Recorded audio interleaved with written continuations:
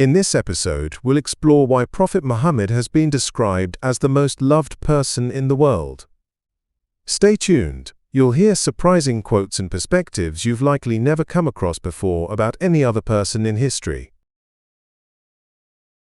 Before we turn to the words of Western historians and scholars about Prophet Muhammad, let us first pause for a moment to reflect on how much he is loved by ordinary people all around the globe. This will help us understand why so many scholars have written about the extraordinary affection he inspired. Today, Muhammad is the most common name given to newborn boys worldwide.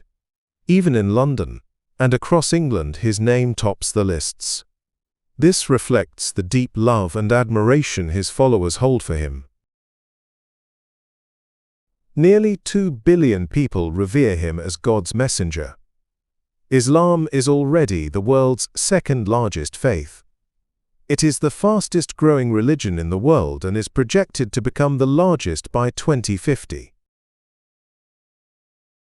Every day, from the minarets of mosques around the world, the call to prayer resounds, "I bear witness that Muhammad is the messenger of God."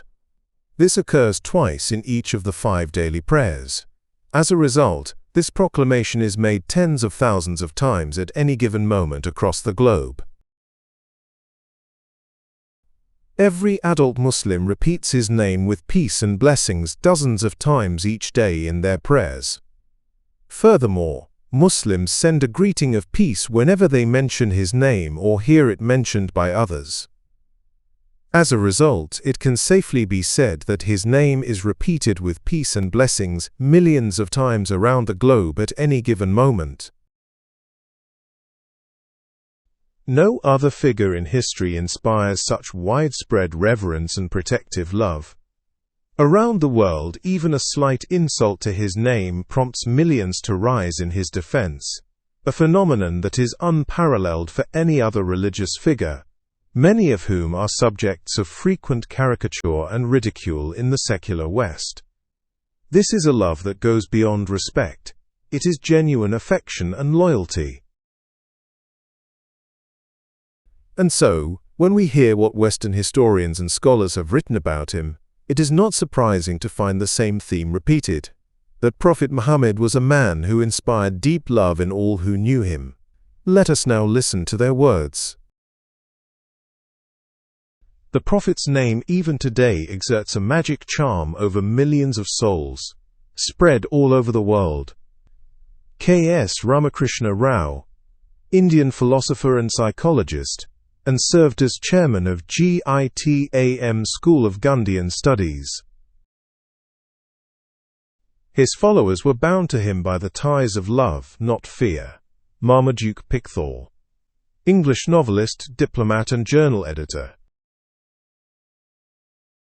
He was loved by children who clung round his knees, climbed up into his arms and played with him. Annie Besant, English theosophist and women's rights advocate. The depth of feeling in his dark black eye and the winning expression of a face otherwise attractive gained the confidence and love even of a stranger. Sir William Muir, Scottish Orientalist, Christian missionary, and principal of the University of Edinburgh. There is something so tender and womanly, and withal so heroic about the man, that one is in peril of finding the judgment unconsciously blinded by the feeling of reverence and well-nigh love that such a nature inspires. Stanley Lane-Poole, British Orientalist and archaeologist. His simple eloquence was rendered impressive by a manner of mixed dignity and elegance, by the expression of a countenance wherein the awfulness of majesty was so tempered by an amiable sweetness that it excited emotions of veneration and love. Charles Mills, English historian and Orientalist. His commanding mien inspired the stranger with an undefined and indescribable awe, but on closer intimacy, apprehension and fear gave place to confidence and love. Sir William Muir. In his private dealings he was just. He treated friends and strangers, the rich and poor, the powerful and the weak, with equity, and was beloved by the common people for the affability with which he received them, and listened to their complaints. Washington Irving. American short story writer, essayist, biographer, historian and diplomat. No man who had not the common touch could have inspired such sincere friendship or love. R.V.C. Bodley. British Army officer in World War II, traveller and screenwriter. And so it is that when studying his teachings you cannot help avoiding a deep reverence and even a respectful love for the man. Annie Besant. If I had to choose a single adjective for the description of his private character, I think I should prefer lovable. Muhammad, from the cradle to the grave, was eminently lovable, and no man in this world has ever been more truly loved, not alone by those who spoke with him and knew him well, but also by the millions who have never known him in the flesh, but have received his message and perused the story of his life. Marmaduke Pickthall.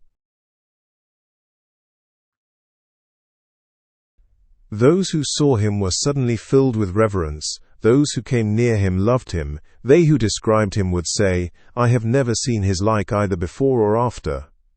Emanuel Deutsch, German Jewish scholar of Semitic and Middle Eastern studies.